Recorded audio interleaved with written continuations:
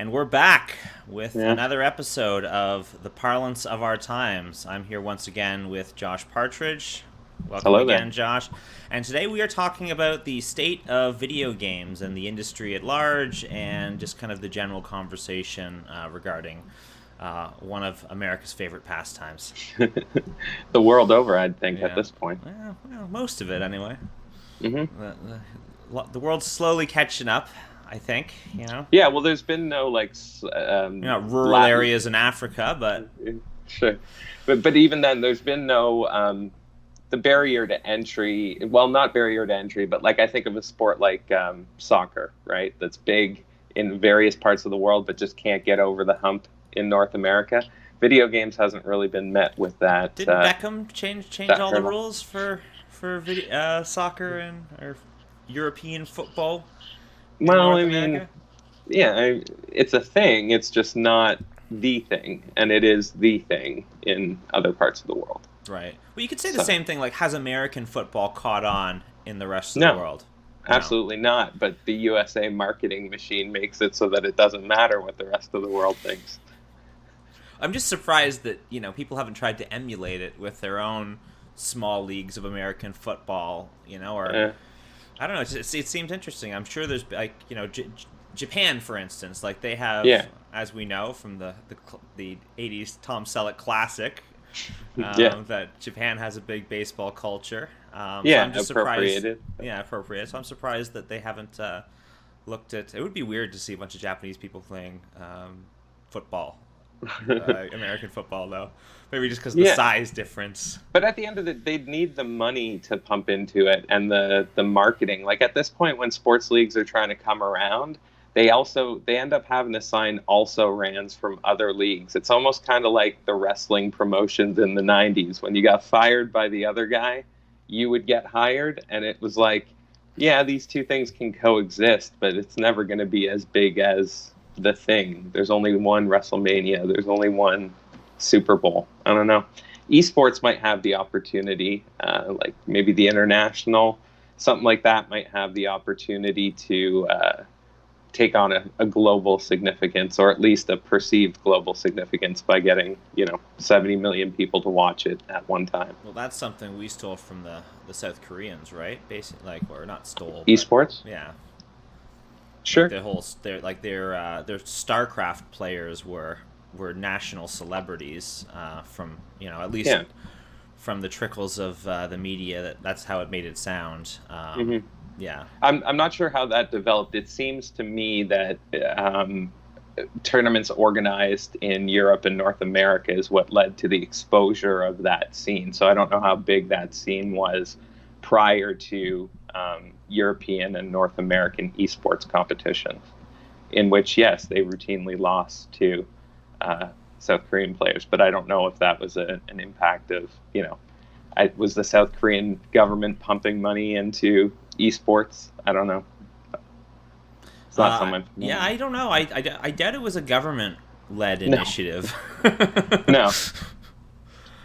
Yeah, I think Well, I one of guess those things that just kind of cropped up. Like, I don't know. Like, I don't know. well, it's Maybe. ultimately still a Western developed game, StarCraft, right? It's not like, I know that there's Asian MMOs that aren't popular here but are very popular there. But I think that still the big tournaments are playing Western developed games, and the makers of those games are certainly not unaware of the fact that they're being played competitively wherever they're being played. Hmm. It's an interesting, in terms of your life expectancy in a career for e-gaming as well, all right? Yeah, Because it's yeah. like once you hit 22, 23, you just do not have the hand-eye coordination reflexes It's not anymore just that. Now you have to. to, like, athletes have to pick their sport. You have to pick your game. Like, there's games like all those guys from and folks from Heroes of the Storm, right? That all of a sudden, oh, the pro league's done, and it's like, well, what, you just pivot to another game? It can be a completely different skill set, completely different meta. Like, Well, yes, you'll have Heroes of some the Storm, you've transferable got skills. Dota 2 and League of Legends that you could pivot to fairly easily, I think. They're both Well, the MOBAs. only thing would be that obviously the caliber of players in Dota 2 and League of Legends is probably what got you towards Heroes of the Storm to begin with. But also just the way it just happened so quickly there. Those folks were told that a second season was happening, and then all of a sudden it wasn't, and that was it. So left a lot of people in the lurch, and I think, I think a lot of the folks that are doing esports are also doing some streaming on the side, which is helping a lot of them with their supplementary income, because you need something consistent when your game can switch on a whim. Right. Well, I mean, once you've picked your game, right? I mean, how do you? I mean, it's kind of almost the sunk cost fallacy at that point, sure. right? Like, yeah, may as well keep playing because I've invested so much time into it. There's a lot of that in both the competitive and casual gaming scene, that's for sure. 100%. So we were originally going to talk about the Epic Game Store, which came about from the success of Fortnite, and how I don't know, you told me about this originally, and how the developers just had so much money on their hands that they're like, okay, we may as well make a competitive platform. So 200 million players for Fortnite. Like, why and how? Like, how does a game get that big? Like, have they completely demolished all competition in the battle arena? Like, does PUBG still have any adherents that are still going? PUBG still releases content, and they have a scene. I think most of them have a cynical sense of humor about PUBG for the most part, that like it's kind of developed as far as it's going to go, and it was good while it was there, but there's some sunk cost fallacy, I think, for sure. And I think there's some people that prefer maybe not the mechanics, but the art style being more of a modern setting, or I won't say photorealistic, like Call of Duty or Counter-Strike than something like a more cartoonish based Fortnite. Yeah, for sure. And then not trying to capture the under 10s, let's say, with that art style either. They'll capture anybody they can get, but no, there's certainly. Well, I don't think they're putting out as much meme content or jokey stuff as Fortnite is. Right. Yeah.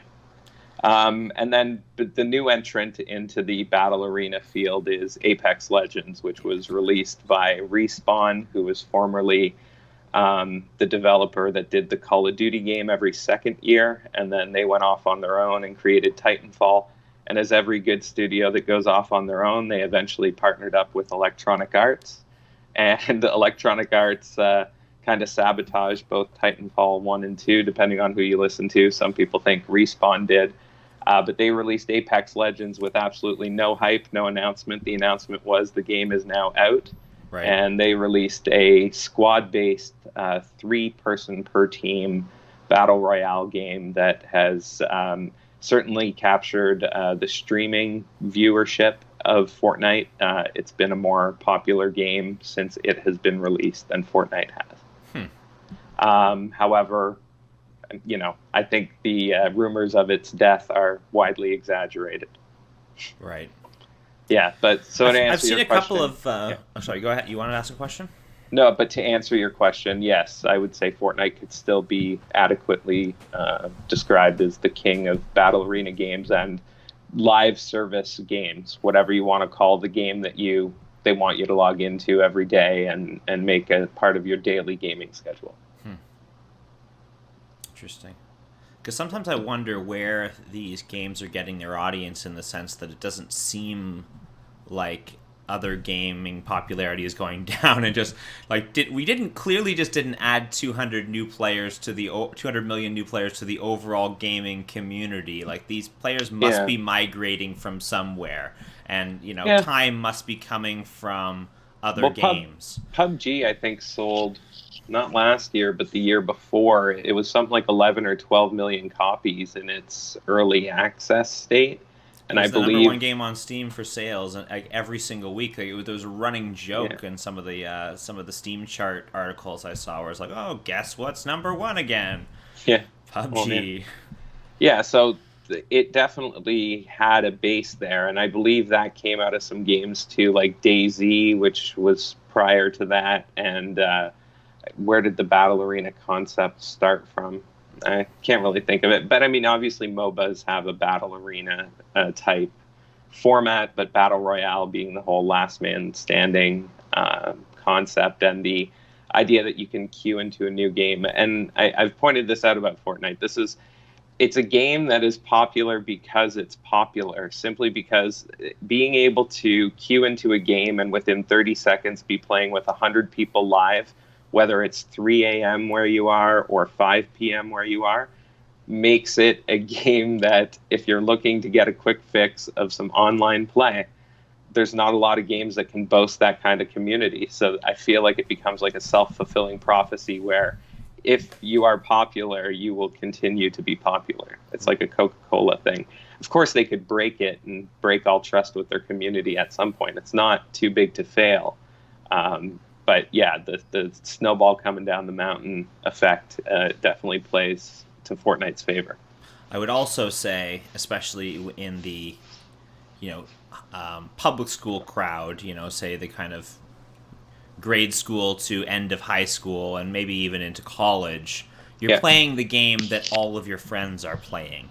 Absolutely. Like there's some incentive to play with people, like, especially in college, you're all over the place. I even read there was an article on CBC this week that was saying,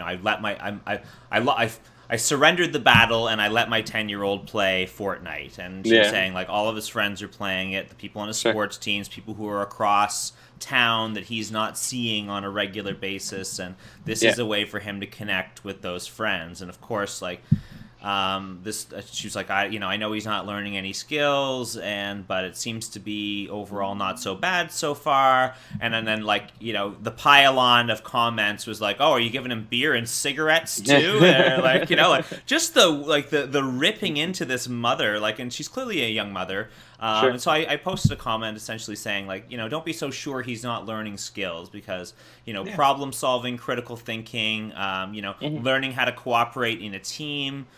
These are all skills that are applicable to other things. In addition, put them on your resume, kids.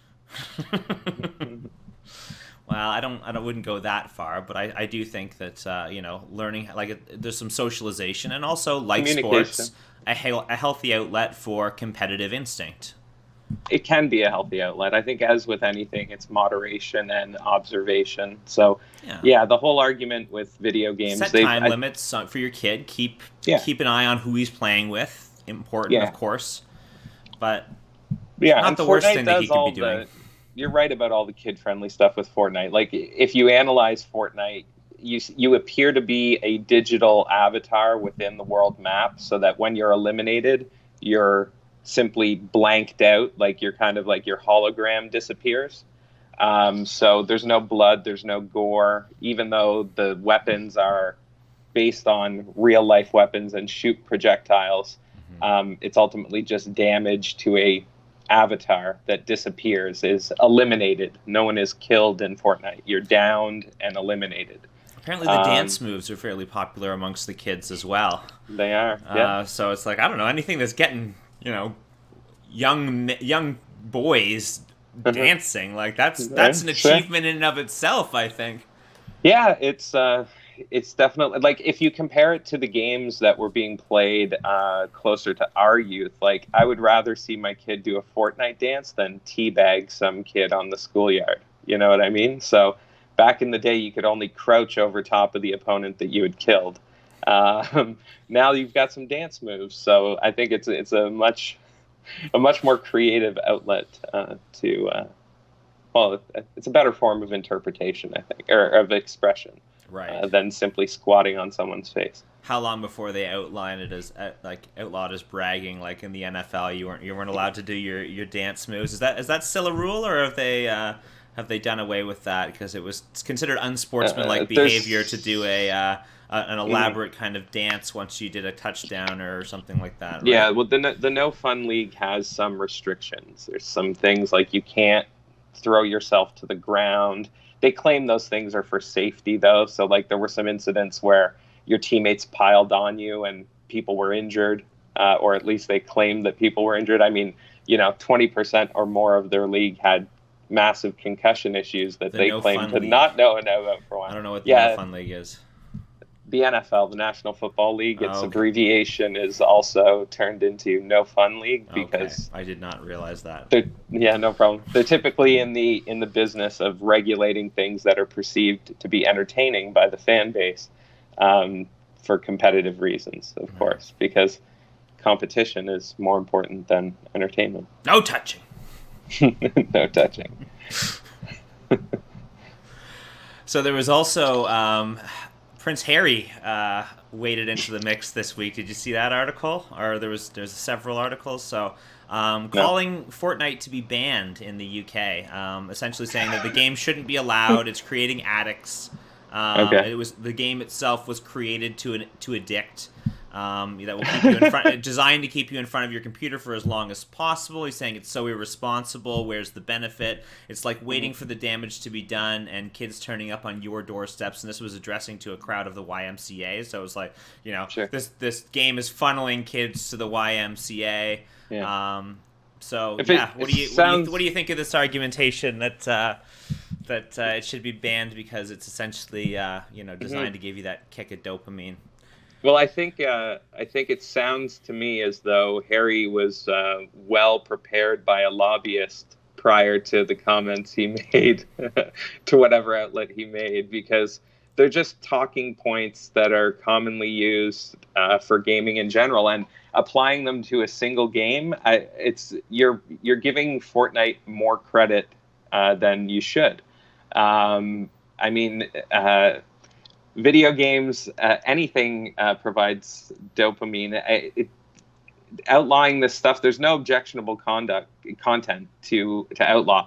And even the objectionable content stuff, I think if rated properly, so if you want to look at the mature rated games, again, all the tools are there to make decisions. I've never heard of anybody murdering somebody else in order to play a video game. I mean, I'm sure it's happened. Go ahead, internet, pull it up, find it for me. But there's a few instances where this is going to date myself, but back in the World of Warcraft days when kids were, essentially, the cord was pulled by the parents. There was some legendary freakout videos absolutely. for the kids, and I think if you let it go that far as a parent, there's some onus on you. I mean, again, as with anything, is this just another extension of the nanny state? Should these? I personally think that this should be left up to the parents and individual decisions. And also, I think a little bit rich coming from a country that runs its own national gambling. Like all gambling is regulated and distributed by the government. It's like, okay, what's the difference? Like, gambling is worse. Yeah, well, there's been tons of studies. There's been tons of studies. I imagine they're again doing the whole youth angle, but you can play the lottery as of 16 in the UK. There's no child that can get access to a credit card without their parents' consent, or at least going against their parents' rules, and then it's the parents' chance to discipline them. I don't think, again, I see video games as any other peril that goes with parenting. I'm not a parent myself, but, out of observation and how I feel if I put myself in that situation, video games is no different than anything else. And I would also say we have young nephews that are, starting to become interested in video games. Yeah, I play Fortnite with my nephews. So, have you seen any negative impacts to their behavior since starting to engage in this kind of behavior plays into the video game world? Has there been any changes, positive or negative? I can't comment too much on changes because I'm not a factor enough in their daily experience.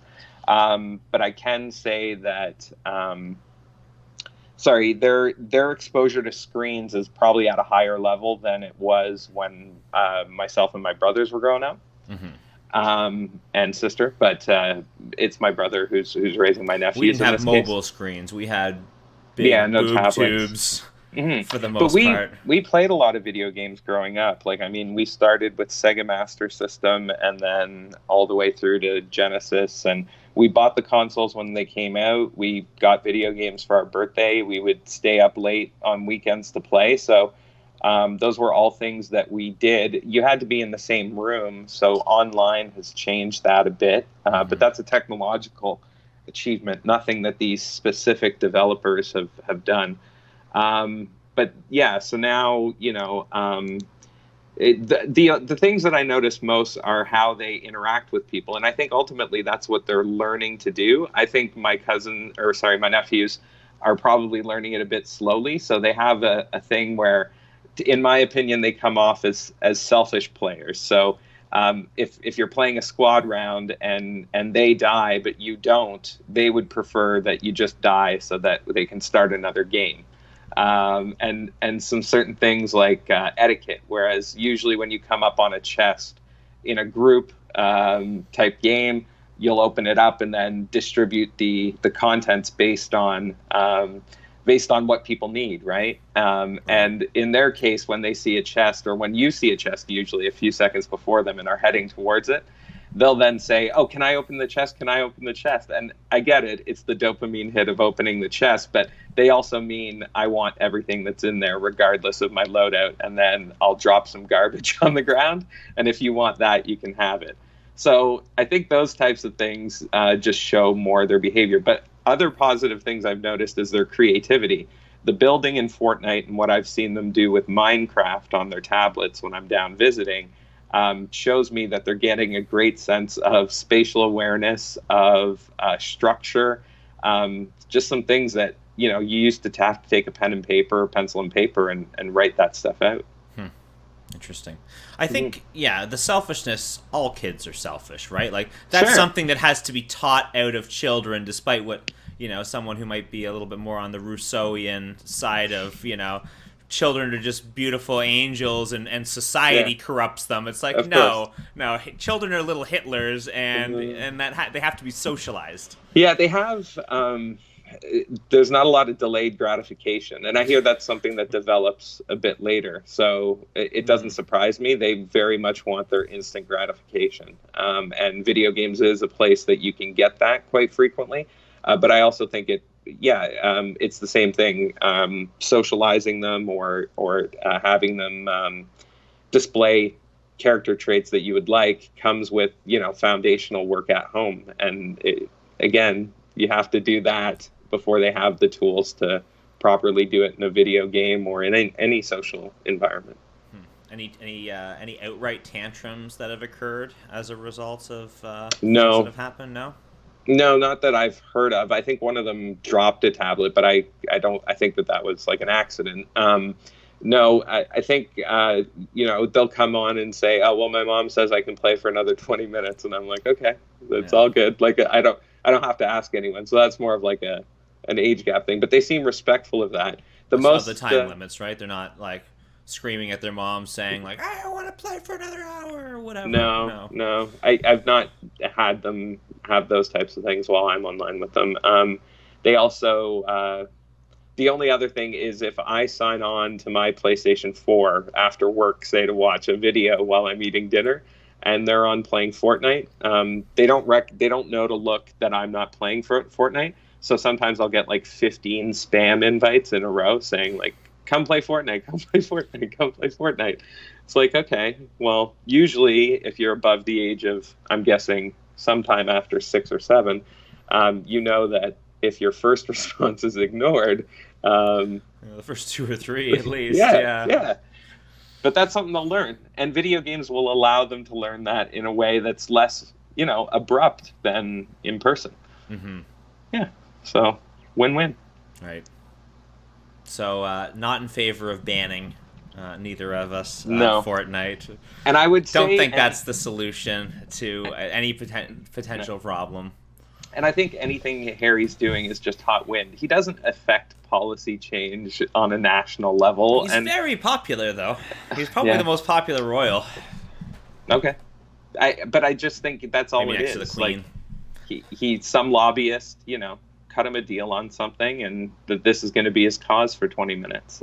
This is no hill to die on, in my opinion. So he's going to have to find his next royal. They are doing a review of video games, as I think overall in the UK they're doing a commission to look at, and they've invited Epic to participate in the conversation, whatever the hell that means. But yeah, That's no, it's interesting. fine. If it leads to conversations about some of the other issues like loot boxes and predatory practices by developers and releasing games in unfinished states to simply be given a roadmap for something that will be finished later. Those are other trends that should be discussed, because those are things that affect all consumers and not just a specific age group that they think is being targeted. I think mostly it's them wanting a cut of, a slice of the pie, essentially, because they're getting their 15% from gambling, whatever, any kind of gambling institution set up. And so if you can call this gambling, then, pony up. For sure. Well, I mean, I imagine all these big AAA studios are probably so good at hiding their money that they don't pay much for their digital storefronts, but I really don't know. Again, they'll tell you that the video game industry is bleeding, and yet you'll see record earnings years over years, but development costs and management costs is what's really going up, which is what leads to layoffs in situations where you've made record earnings the previous year. I think consoles have taken a bit of a hit. I mean, but how many platforms is Fortnite? I think that's what Fortnite and Epic get picked on because they're now right now the biggest dog on the block. And I think that has a lot to do with the fact that the amount of cross-platform play that they allow through there. And from what I've heard, they're planning on leveraging that cross-platform technology through their Epic Game Store to allow a more diffuse platform. So people want to play together, and they don't want. It's interesting. Like as we get platform differentiation, we're allowing more hardware to connect into the same platforms, so to speak. Yeah, well, I mean, these things have had a similar brain structure for many, many years up to this point. It's just been what color is your box and whose branding is on it, and what curatorial practices will they take with their first party intellectual property. That's more or less been your decision for years until PC blows it all open and well, I mean, PC's been around for a while, but its ability to some might say it was the earliest console. Yes. Except again, there wasn't the whole idea of branding, and obviously there's a bit of a gap in terms of people who are comfortable knowing about their own hardware versus people who want something that's prepackaged and ready to play. Yeah, when you put that disc in, or not like anything comes with disc anymore, but when you put that disc in, it's going to be able to play and not give you like a hardware. No, you've missed it. You know that when you put that disc in, you're ready to load the 2-hour day one patch. Yeah. Right. And then after that, sweet release. You get to stand in line at midnight to buy a physical copy. But it's not like your drivers are going to be incompatible, and there's going to be some issue with, the type, the video card that you happen to have, or something to do with your Windows settings, or provided the developer. What. I mean, I've spent hours troubleshooting games to get them to run on my PC. Then and now, every once in a while, less now, unless I'm trying to run something quite old, and then. There's typically fixes and workarounds for, Steam games that were designed to work on, Windows 97 or Windows 98 or whatever. Yeah, like old games that are getting games for Windows in general, licensed games, Yeah, but Steam has been the great evening force there by creating a platform that takes so much of that guesswork out of it for you and presenting the information in a clear way. So, I mean, and Steam linking to community articles that can guide you through if you, Absolutely. Oh, it's not running on full screen for me. It's like, well, we've got a fix for that. You go into this file and Yeah, and if the developers don't, somebody who's been playing has. So. Exactly, that's what I meant. It's more the community than the developers. Well, especially for older games where the developers have long moved on. For sure. Yeah. Yeah, or even might some not even be in games. existence Yeah, anymore for a even lot of some them. games that have fan-made legacy servers. Like there's some games that continue to live after the developer is defunct. Hmm. So again, PC is a marvelous place to do pretty much anything you want in the video gaming sphere, Hmm. unless you want to play a Nintendo exclusive game. Yeah. But that said, I mean, Harry obviously is the wrong approach, but I do think that there are problematic aspects, my favorite word, Yeah. of video gaming. I mean, I've personally had, I think World of Warcraft was at least a factor in me not finishing my master's degree, for Okay. instance. Like, Sure. so I mean, I've spent way too much time on that game, and I can totally see how video games can be addictive behavior or lead to Oh yeah. addictive behavior, especially when you don't have a lot else that's Mhm. engaging you outside of the video games. I mean, especially for guys who live alone. I think it's more an issue for men. I think, and more an issue for people who are more removed from social circles or isolated from traditional social circles. And I feel like almost everything you're saying can be directly applied to, say, like a heroin addiction as well, though. So yeah, you're yeah, comparing something yeah, to the yeah. worst addiction. But I think it's just more.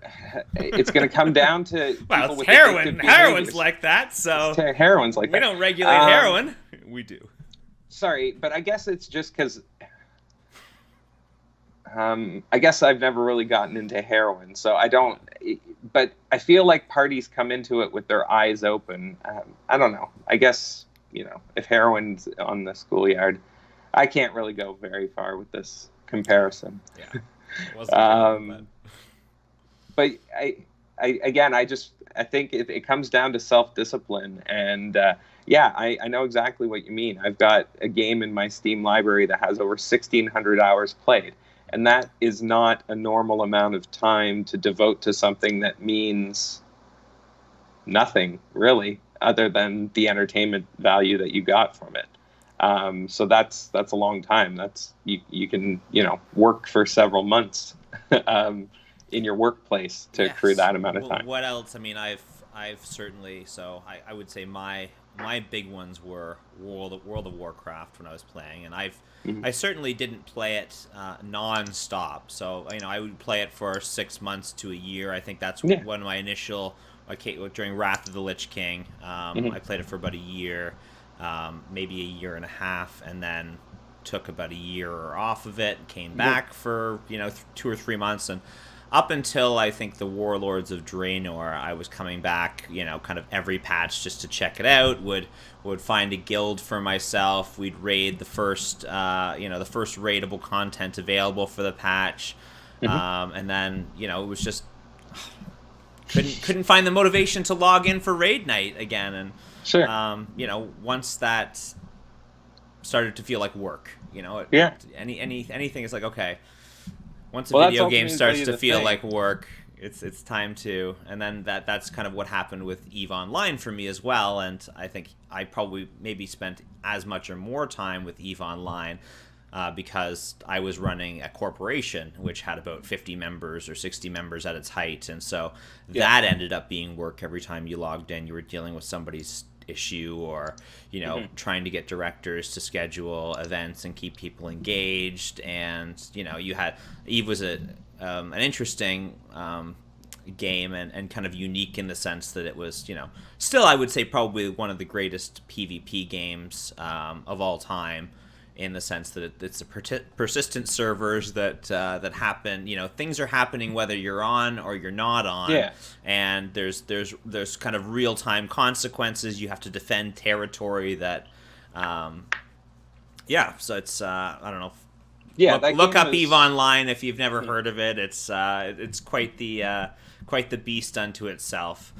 But yeah, I mean, again, there's another instance where I spent a lot of time on a video game. I haven't played it in many years, like World of Warcraft, and you kind of wonder what else could you have accomplished during Tons that of things time. use that. Tons of things use that. A game will have a popular online beta, and they'll say, "We accrued enough hours played, man hours played in this beta," in order to, basically cure cancer if you had people with the right skill set that you could devote to that. But that's the thing. The barrier for entry is so low. It's just show up and play. Yeah. There were a few things that you were saying there that I wanted to touch upon. Like, well,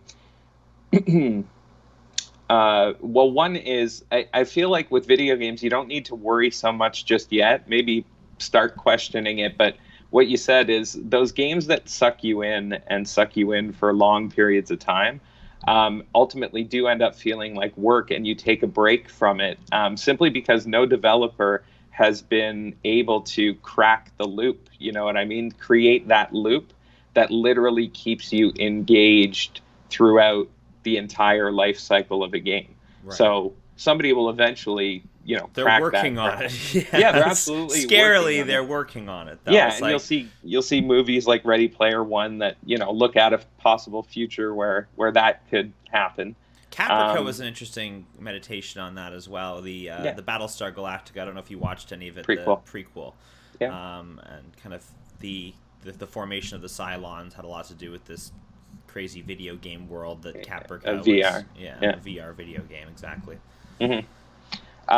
And then humorously, I also thought that your description of the ebbs and flows of your playtime to these games could also be compared to most of our undergraduate experience, in which you would drink heavily from, say, September to November, and then you'd crack down and get some schoolwork done, and then you'd repeat that process and kind of go back into your addictive binge-like behavior, but then ultimately, course correct and be able to accomplish meaningful things during that time as well. Yeah, see, I don't think I had that with my undergrad because I was working full-time, going to school full-time, and anything else, any other moment that I could squeeze in was done for, drinking and partying. So, I mean, and I would say that was almost a full-time job as well.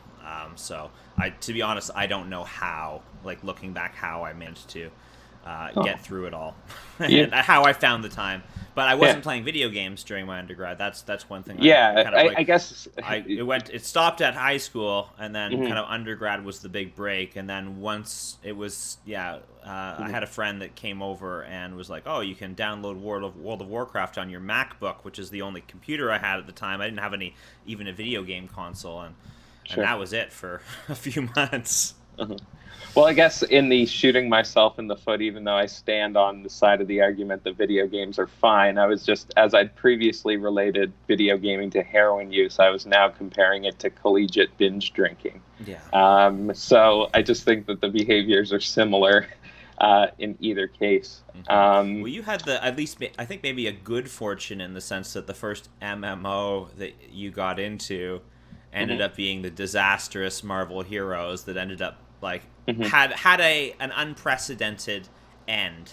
I would say I can't think of anything that was that. Well, a lot of MMOs die. Shut the door. And they die abruptly. There's a great, I think the guy's name, I can't remember the YouTuber's name, but he does Death of a Game, which is a series, Nerd Slayer, I believe his name is. They're always slow deaths, I think. I've seen Star Wars Galaxies he does, and some of them you can see the beginning. There's a Warhammer Warhammer one he looked at.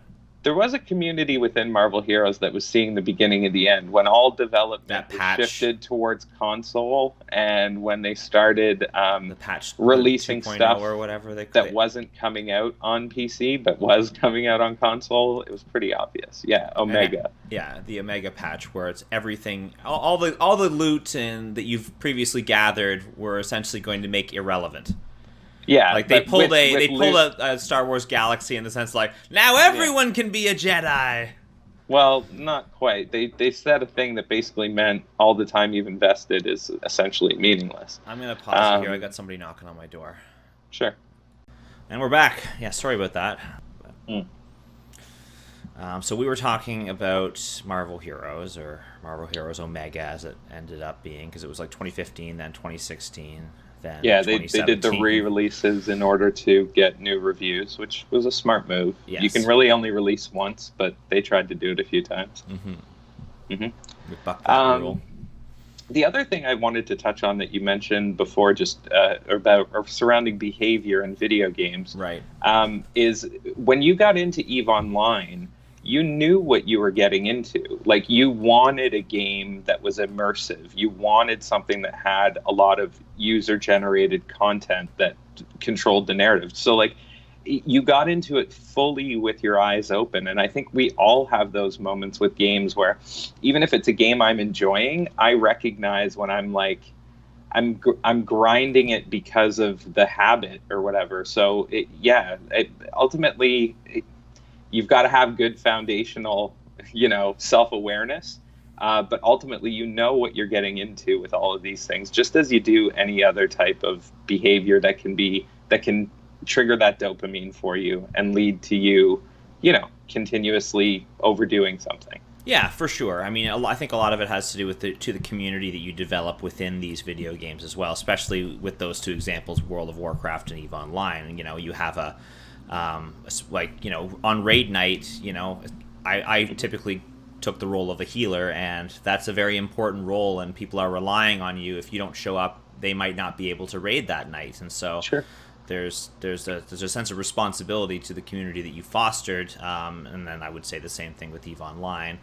And I think in moderation, that's not a bad thing. That's, if anything, that's a good thing. People are constantly going on about how it's hard to make friends as an adult, and how do you find time to do anything together. Online communities have let people hang out without being physically there, and it's a marvel of innovation. Absolutely, that we shouldn't be shying away from in any way. I think it has sustained our friendships at times. Yeah, for sure. For when we were living several hours apart. Yeah. Yeah. So I mean, I don't want to demonize it. I'm not saying it's all bad. I'm just saying, I personally have had unhealthy relationships with it in the past, and I mean, I think some of that too has to do with smoking a bit too much of the green stuff at certain times as well. But you could have been listening to your own demos and boring people with long-winded analyses of binge watching bad TV shows. Sure. Or ultimately, a lot of things, a lot of behaviors. We're nowhere near as productive as we want to be as creatures. Even the most productive people. You'll look at people like, I don't know, Elon Musk or Bill Gates, and they probably lament the things that they waste time on and could be doing. Well, probably more so, I think, because once you start, once you start being a bit more productive, like I've noticed this in the last 3 or 4 months, is I noticed time going by like that. So like it's like how did 20 minutes go by? How did an hour and a half just go by? How is it dinner time already? Like these are the things I'm noticing a lot more, and I don't know, maybe that's, I mean, I'm sure that has to do with getting older and noticing, the passage of time moving more quickly, but I think also becoming a bit more productive allows you to see your wastefulness, or be conscious of your wastefulness a bit more as well. Sure. Yeah.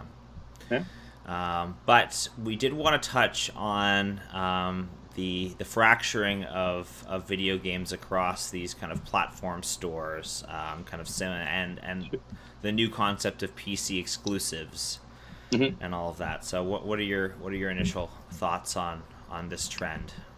Well, it's only a trend because Epic is funneling a lot of money into creating this competitor for Steam, and on the surface, I'm not against Steam having a competitor.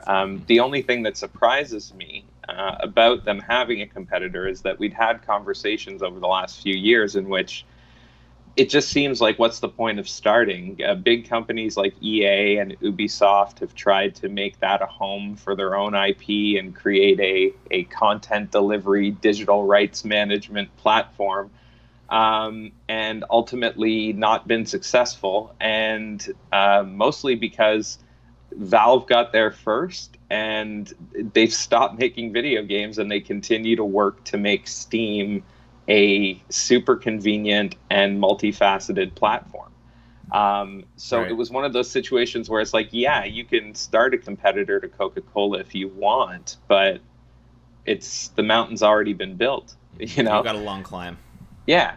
So Epic I don't, their motivation to me doesn't seem to be a motivation of there's an existing platform out there that we would like to compete with because we want to make an innovative games platform. It seems rather there's money out there to be had, and we would like some of that money Right. because when you look at what they've delivered as a product in terms of their platform versus what Steam has in their platform, the only thing that we can talk about in terms of differentiating them, or at least them being competitive, is Epic literally paying other developers to have games appear solely in their launcher Well, I think for the a cross period. platform technology, maybe it's nothing special, but if you can hook up 7 different Hmm. platforms to, so everybody can play together, I think that's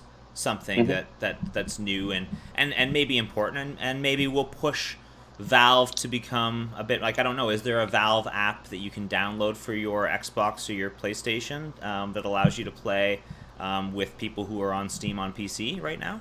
No, there are a few games developed by Valve. So Portal 2, I believe, was a game that you could play cross-platform Okay. PS4 or 3 with with folks that were on PC. I've always felt that this is a more of a developer thing, and Fortnite wanted to push the envelope to get on multiple platforms, which is what led to cross-platform play. There's other games where it's been talked about, but in the console sphere, a lot of these games are exclusive. So you couldn't play Killzone with people on Xbox, just like you couldn't play with Halo with people on PS whatever, simply because those were the intellectual property of the first party of Microsoft or of Sony. And Right. Epic has some of their own first party stuff, which is why I'm not against launchers specifically for a developer. Like Blizzard, even though it even blew up in their face, like Blizzard's launcher launches Blizzard's games, and that's Hmm. the only place you can get them. And With the I don't, exception of Destiny 2, well, right? yeah, but that's not a Blizzard game. It's an No, Activision game. but But it's on their that's, platform, or yeah, it's on their It's launcher. on, yeah. But I believe Destiny, can Destiny 2 be got on Steam now? I'm just going to do a quick search No, I because don't I'm, think so. let me see here. I don't think the first Destiny can it? I think that was an Origin. Yeah, so they released on EA Origins only. So that's the thing, though. Those games are they're created by the person who owns the platform. So I get it, and it's not super inconvenient because especially the Blizzard games kind of had of a cross pollination of communities anyway. And they've also developed a launcher that's pretty good, and they've spent time on it, and it's a priority for them. Whereas Epic has their own games, so you Yeah, I can. quite like the They, Blizzard launcher. I mean, I don't resent it for any reason. Although, I no. for some reason, like, the Origin store seemed Hmm. like more. I don't know. I had my back up a bit more for Origin games, and having to, Of course, yeah, it and just feels it's like it was because splitting my game library. But for some reason, I was okay with that. For I, the niche Blizzard games, I don't know. I don't know. Maybe that was just something mentally. But I think in the end, it doesn't, like, a couple more launchers. On your sidebar is not going to make a difference for most gamers. I mean, no matter, even if you do have a large Steam library that you've yeah, I spent a think long it's time just that cultivating. if you have a large friends list on one of these platforms, especially a platform that's been very open, Mm-hmm. allowing games from tons of different developers, versus a platform that's very closed off and currently has no social elements. There's no user profiles, no user reviews, no user created guides, no forums. Um, Hmm. all it is a digital marketplace. So So they're climbing the mountain. it's hard to get behind something that seems solely designed to pay less money to another company. And that's the thing. Steam probably needs to evolve, just like Apple and other digital distributions had to. You have to stop. charging the tax that you're charging for being the best and only person in the game. So if Steam starts lowering the 30% that they're taking off everybody's sale, or the 20% if you hit the high volume number, then this problem doesn't really exist because they have the superior platform. But right now, they're charging somebody. It's not you, the end user. It's the developer, and developers are looking for a way to save money or make more money. Which, why wouldn't they? Right. It's just unfortunate that it comes on a platform that is really only interested in that monetary thing. They can talk about wanting other stuff. It's just they haven't delivered any of the other stuff as of yet. Well, and I think right now it's benefiting the gamer in the sense that they're giving a free game away every 2 weeks, and from what I've seen, these are not shitty games. Like, they're actually like, okay. There's some decent games that are being offered for free, just for to entice you to start building your Epic Game Store library. Yeah, but that's, again, it's one of those things where it's because it wants to get you to have this huge backlog where you feel guilty. Like, our Steam backlogs are our own creation, and now these guys want to rope you into feeling like you're invested in the platform. I don't know. Mm-hmm. Fine. One person will see free entertainment. Another will see a way to create repetitive behavior in their end customer. The sunk cost, if you will. Mm-hmm. So I have to keep playing. Yeah, I do think, it's annoying. It's annoying, but it's not harmful to gaming overall, I don't think. No, if anything, it's going to force the industry to change a bit, and it is helping developers. Push them to be better platforms in the end, right? Hopefully. Ultimately, you hope that the quality of a platform will take precedence over just the simple existence of said platform. And it's some developers, it's been a lottery for them. It's been amazing. Like the Outer Worlds, which is being done by Obsidian, who did Fallout New Vegas and have done they've done a few PC games, not Pillars of Eternity, but Tyranny and the game before that. Anyway, they're a great developer, but their game Outer Worlds was scheduled to come out on all platforms, etc. And they announced that on PC they'd be coming out exclusively on Epic Games Store after Epic Games Store signed them to an exclusive distribution deal on PC. So rumor has it that they're already in the black from the payment that they receive from Epic Games in order to release solely on their platform. So they've made profit and paid for their project without having to sell a single copy to anyone. So those numbers aren't going to last forever or anything, but for Obsidian, what a lot of people consider to be a really good game studio, they'll take a bit of a hit for turning their backs on the PC community, quote unquote. Right. But ultimately, financially, this move makes tons of sense for them. And we mentioned before, like Borderlands 3 is looking to be an Epic Game Store exclusive. And that's going to be huge. It'll either be 6 months or 12 months. That's huge, like in terms of getting eyeballs onto your platform. Sure.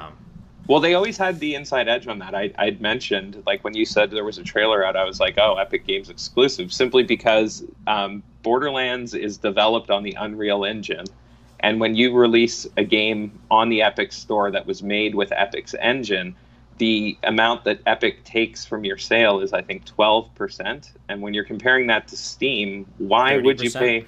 Well, yeah, why would you pay 18%? Or if you hit the sales threshold, even 20%. To us, it sounds like a small number, but these are big business. That's not a small number, and those are huge. It's a huge difference in margins. Yeah. So these companies have to go to where their financial reward is. And they'll mitigate any of the fallout from a vocal minority in all likelihood. One thing that I'm curious, do you have the Epic Game Store? I don't.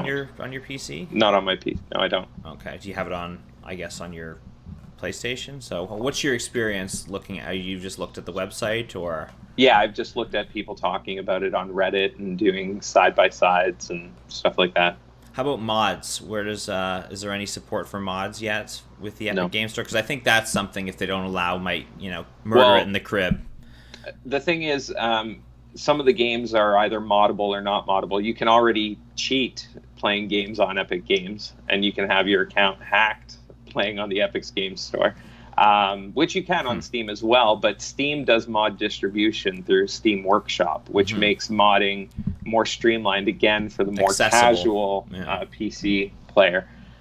Whereas, no, thus far there is no mod distribution within the Epic Game Store. There's only a few things that the platforms share. They each have a friends list and a chat feature, and they each offer a refund policy. Okay?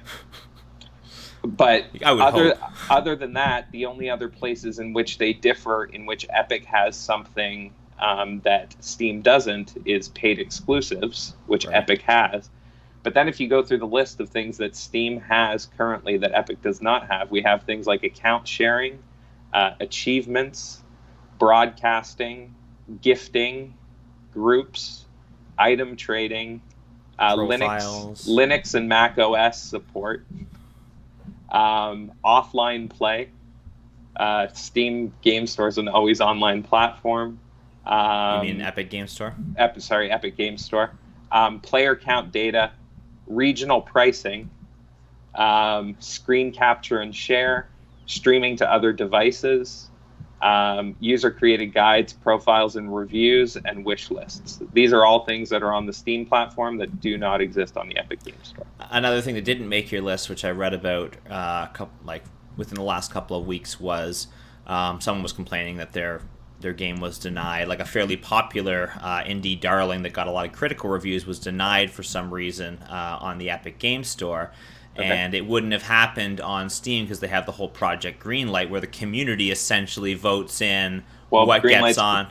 Been revamped, but okay, but there's at least a process, a process by which an unknown game or something that's a critical darling that might not make the powers that be's decision to put it on there. Well, that's it the can thing, be it can be upvoted by the community to the point where they can't ignore it. Epic wants big things to put on their banner, so it's a place to buy shiny things, but not everything. But Steam has the problem at the other end of the spectrum, where the barrier for entry is sometimes too low, and the store is full of stuff that is junk.